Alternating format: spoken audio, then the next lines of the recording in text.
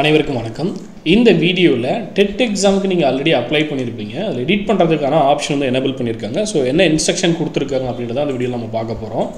So இந்த பிடிஎஃப்கான லிங்க்கும் வீடியோக்கு கீழே கொடுக்குறேன், சரிங்களா? ஸோ எடிட் பண்ணுறதுக்கு அஃபிஷியலாக கொடுத்துருக்கூடிய பிடிஎஃப்கான லிங்க்கும் வீடியோக்கு கீழே கொடுக்குறேன். நீங்கள் ஒரு டைம் ரீட் பண்ணிவிட்டு அதுக்கப்புறம் எடிட் பண்ணணும், உங்களுடைய அப்ளிகேஷன் ஏதாவது திருத்தம் பண்ணணும் அப்படின்னா மறக்காமல் டீட்டெயில்டாக படிச்சுட்டு அதன் பிறகு திருத்தம் செய்யுங்க.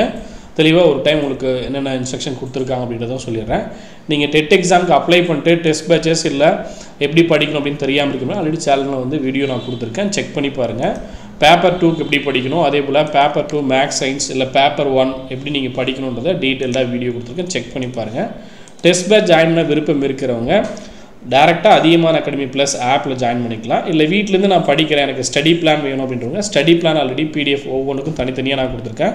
பேப்பர் 1க்கு தனி ஸ்டடி பிளான் இருக்கும், பேப்பர் 2க்கும் தனி ஸ்டடி பிளான் இருக்கும், பேப்பர் 2ல் மேக்ஸ் சயின்ஸு சோசியல் சயின்ஸ் தனித்தனி ஸ்டடி பிளான் இருக்கும். ஸோ அதை ஃபாலோ பண்ணிட்டு நீங்கள் படிக்கலாம். டேரெக்டாக டெஸ்ட் பேட்ச் ஆப்பில் ஜாயின் பண்ணிக்கோங்க. டெஸ்ட் வந்து நிறைய இருக்கும், அதுக்கான இன்ஸ்ட்ரக்ஷன் எல்லாமே நான் கொடுத்துருப்பேன். எப்படி ஜாயின் பண்ணுறது அப்படின்னு தெரியாதவங்க இந்த நம்பருக்கு காண்டாக்ட் பண்ணிக்கோங்க, சரிங்களா? பேப்பர் 2க்கு 1200 இருக்கும், பேப்பர் 1 நீங்கள் ஜாயின் பண்ணுறீங்க அப்படின்னா 1100 இருக்கும், சரிங்களா? டேரெக்டாக அதிகமான அகாடமி ஆப்பில் பார்த்தீங்கன்னா அந்த மாதிரி 3 கோர்ஸ் இருக்கும். இதில் எந்த கோர்ஸ் நீங்கள் ஜாயின் பண்ணிக்கலாம் நீங்கள் ஜாயின் பண்ணிக்கலாம், சரிங்களா? ஏதாவது டவுட் இருக்குது அப்படின்னாலும் ஸ்க்ரீனில் இருக்கக்கூடிய நம்பருக்கு காண்டாக்ட் பண்ணுங்கள், சரிங்களா? ஆல்ரெடி வீடியோ கொடுத்துருக்கேன், செக் பண்ணி பாருங்கள். ஸோ இன்றைக்கி கொடுத்துருக்கூடிய ப்ரெஸ் ரிலீஸ் தான் இது, சரிங்களா? எந்த டேட்லேருந்து எந்த டேட் வரலையும் நீங்கள் கரெக்ஷன் பார்க்கலாம், திருத்தம் செய்யலாம் அப்படின்னு பார்த்தீங்கன்னா இன்னிலிருந்து 13ஆம் தேதி வரலையும், சரிங்களா? ஸோ முடிஞ்ச வரலையும் நீங்கள் நாளைக்கே கம்ப்ளீட் பண்ணிவிடுங்க, 12ஆம் தேதியே கம்ப்ளீட் பண்ணிவிடுங்க. இது யார் யாரெல்லாம் திருத்தம் செய்ய முடியும், எடிட் ஆப்ஷன் யார் யாருக்கெல்லாம் இருக்கும் அப்படின்னு பார்த்தீங்கன்னா ஆல்ரெடி நீங்கள் எக்ஸாமுக்கான ஃபீஸ் பே பண்ணியிருக்கணும். இணைய வழி விண்ணப்பத்தை சமர்ப்பித்து தேர்வு கட்டணம் செலுத்திய விண்ணப்பதாரர்கள் மட்டுமே தங்களின் விண்ணப்பத்தில் திருத்தம் செய்ய அனுமதிக்கப்படுவர். ஸோ யார் யாரெல்லாம் ஆல்ரெடி எக்ஸாம் ஃபீஸ் பே பண்ணியிருக்கணும், 600 ருபீஸ் உங்களுக்கு வந்திருக்கும். ஸோ நீங்கள் பே பண்ணியிருந்தீங்க அப்படின்னா மட்டும்தான் உங்களால் எடிட் பண்ண முடியும், சரிங்களா? ஏதாவது திருத்தம் செய்யணும் அப்படின்னா மட்டும்தான் நீங்கள் பண்ணுங்கள். அதில் உங்களுக்கு 2 ஆப்ஷன் இருக்கும். நீங்கள் திருத்தம் செய்கிறீங்க, ஒவ்வொரு டேப்லேயும் உங்களுக்கு ஆப்ஷன் இருக்கும். எதெல்லாம் நீங்கள் சப்மிட் பண்ணுவோம் இல்லை ஏதாவது கரெக்ஷன் பண்ணோம் அப்படின்னா அது எல்லாமே நீங்கள் எடிட் பண்ணி முடிச்சுட்டு கடைசியில் சப்மிட் ஆப்ஷன் கொடுத்துருப்பாங்க. சப்மிட் பண்ணும்போது மற்றதையும் செக் பண்ணுங்கள், சரிங்களா? முதல்ல சப்மிட் பண்ணிவிட்டு அதுக்கப்புறம் ஃபைனல் சப்மிட் அப்படின்னு தனியாக கொடுத்துருப்பாங்க, சரிங்களா? அதையுமே வந்து தெளிவாக அதுக்கு முன்னாடி பார்த்துட்டு நீங்கள் எடிட் பண்ணுற அந்த ஒரு டேப் மட்டும் இல்லாமல் அதையுமே இன்ஸ்ட்ரக்ஷனில் கொடுத்துருக்காங்க, சொல்கிறேன். ஸோ ஃபைனலாக சப்மிட் பண்ணும்போது தெளிவாக சப்மிட் பண்ணிங்கன்னா மட்டும்தான் நீங்கள் என்ன திருத்தம் செய்கிறீங்களோ, ஃபார் எக்ஸாம்பிள் ஏதாவது ஒரு கரெக்ஷன் நீங்கள் பண்ணுறீங்க அப்படின்னா அந்த கரெக்ஷனை சப்மிட் பண்ணினா தான் அக்செப்ட் பண்ணிப்பாங்க. அதே போல் ஃபைனல் சப்மிட்டும் பண்ணிங்கன்னா மட்டும்தான் அக்செப்ட் பண்ணிடுவோம். வெறுமனே நான் போய் எடிட் ஆப்ஷனில் எடிட் மட்டும் பண்ணிட்டேன், சப்மிட் பண்ணல அப்படின்னா அந்த கரெக்ஷனை எடுத்துக்க மாட்டாங்க. ஃபைனல் சப்மிட் நீங்கள் பண்ணிங்கன்னா தான் உங்களுடைய கரெக்ஷன் வந்து எடுத்துப்பாங்க அப்படின்றத தெளிவாக மென்ஷன் பண்ணியிருக்காங்க, சரிங்களா? அதே போல் திருத்தம் செய்யும் போது உங்களுக்கு இருக்கக்கூடிய ஆப்ஷனில் ஃபார் எக்ஸாம்பிள் சர்டிஃபிகேட் நீங்கள் அப்லோட் பண்ணுறீங்க, ஏதாவது மாற்றி அப்லோட் பண்ணிட்டீங்க, இல்லை மார்க் வந்து தப்பாக கொடுத்துட்டீங்க, இல்லை சர்டிஃபிகேட் நம்பரை தப்பாக கொடுத்துட்டீங்க, இல்லை நான் அட்ரஸை கூட தப்பாக கொடுத்துட்டேன், இதை வந்து நான் எடிட் பண்ணணும் அப்படின்னு நினைக்கிறீங்கன்னா ஏதாவது ஒன்று எடிட் பண்ணும்போது மேக்ஸிமம் பார்த்தீங்கன்னா நீங்கள் அப்ளை பண்ணும் போதே இது எல்லாமே திரும்ப திரும்ப உங்களுக்கு வந்திருக்கும். அப்ளை பண்ணும்போது ஒரு 10 மினிட்ஸ் நீங்கள் கேப் விட்டுருக்கீங்க, இல்லை வந்து வேறு ஏதாவது எடுத்து இது பண்ணிட்டுருக்கீங்க, ஸ்கேன் பண்ணுறீங்க, இல்லை ஏதாவது ஒன்று பண்ணிட்டுருக்கீங்க அப்படின்னா முன்னாடிக்கிறது எல்லாமே திரும்பவும் நீங்கள் பண்ணுற மாதிரி இருந்திருக்கும், டைம் அவுட் ஆகிருக்கும், இல்லை சர்வர் எரர் வந்திருக்கும், சரிங்களா? அப்படி இருக்கும்போது இந்த எடிட் ஆப்ஷனில் இருக்கும்போதும் கொஞ்சம் பார்த்து நிதானமாக பண்ணிவிடுங்க.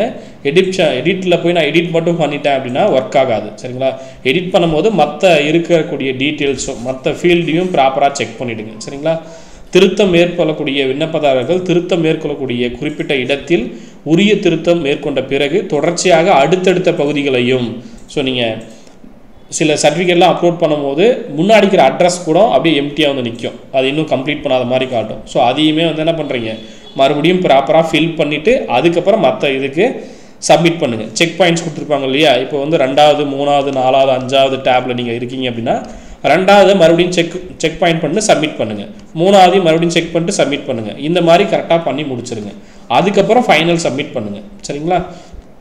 திருத்தம் எடிட் ஆப்ஷன் செய்த பின்னர் பிரிண்ட் ப்ரிவ்யூ பேஜ் சென்று அனைத்தும் சரியாக உள்ள பட்சத்தில் டிக்ளரேஷன் ஒப்புதல் அளித்த பின்னரே தங்களின் விண்ணப்பம் ஏற்றுக்கொள்ளப்படும். ஸோ ஃபைனலாக நீங்கள் ப்ரிவ்யூ பார்க்கும்போது நீங்கள் எடிட் பண்ணது கரெக்டாக இருக்கா அப்படின்றதையும் செக் பண்ணிக்கோங்க, சரிங்களா? ஏன் அப்படின்னு பார்த்தீங்கன்னா திரும்பவும் பழசையே நான் கொடுத்துட்டேன் ஆனால் நான் எடிட் பண்ண சார் அப்படின்னா அதை அவங்க அக்செப்ட் பண்ணிக்க மாட்டாங்க. நம்ம என்ன எடிட் பண்ணி ஃபைனல் சப்மிட் பண்ணுறோமோ அதுதான் அங்கே வந்து ஸ்டோர் ஆகும், சரிங்களா? ஸோ நீங்கள் ஃபில் பண்ணும்போது கரெக்டாக ஃபில் பண்ணிட்டு பிரிண்ட் ப்ரிவ்யூ கரெக்டாக இருக்கா அப்படின்றதையும் செக் பண்ணிக்கோங்க. அதுக்கு பிரிண்ட் ப்ரிவ்யூ ஆப்ஷனுமே இருக்கும். சரிங்களா? விண்ணப்பதாரர்கள் தங்கள் விண்ணப்பத்தில் எந்த ஒரு மாற்றமும் செய்யவில்லை எனில் முந்தைய தரவுகளே பரிசீலிக்கப்படும். நீங்கள் இப்போ இருக்கக்கூடிய இந்த 2 நாளில் உங்களுக்கு எடிட் பண்ணுறதுக்கு எதுவுமே இல்லைன்னா பிரச்சனை இல்லை. ஆனால் நான் எடிட் பண்ணுறதுக்கு இருக்குது, நான் எடிட் பண்ணாமல் விட்டுட்டேன் அப்படின்னா ஏற்கனவே நீங்கள் அப்ளை பண்ணும்போது என்ன கொடுத்தீங்களோ அதுதான் இருக்கும். விண்ணப்பதாரர்கள் கைபேசி எண், மின்னஞ்சல் முகவரி இது ரெண்டுமே மாற்றம் செய்ய முடியாது அப்படின்ட்டாங்க. அது மாற்றவும் முடியாது. சரிங்களா? அது 1 டைம் ரெஜிஸ்ட்ரேஷன் மாதிரி. ஸோ அதை வந்து நீங்கள் சேஞ்ச் பண்ண முடியாது. சரிங்களா? உங்களுடைய மொபைல் நம்பர், அதே போல் இமெயில் ஐடி, அப்புறம் கம்யூனிட்டி, மாற்றுத்திறனாளிகளுக்கான சர்டிஃபிகேட், இதில் ஏதாவது திருத்தம் இருக்குது அப்படின்னா அதுக்கு நீங்கள் பேமெண்ட் பண்ணோம் அப்படின்னா கண்டிப்பாக வந்து நீங்கள் பேமெண்ட் பண்ணணும் அப்படின்றத மென்ஷன் பண்ணியிருக்காங்க. சரிங்களா? கம்யூனிட்டி மாறுது அப்படின்னா உங்களுக்கு பேமெண்ட்கான ஸ்லாட் மாறும். அப்படி மாறும்போது அதுக்கான கட்டணத்தை நீங்கள் கண்டிப்பாக பே பண்ணணும் அப்படின்றத மென்ஷன் பண்ணியிருக்காங்க. விண்ணப்பத்தில் கட்டண தொகையில் திருத்தம் செய்யப்பட வேண்டியிருப்பின் கூடுதலாக கட்டணம் செலுத்த வேண்டிய விண்ணப்பதாரர்கள் தேர்வுக்கான முழு கட்டண தொகையினை மீண்டும் செலுத்த வேண்டும்.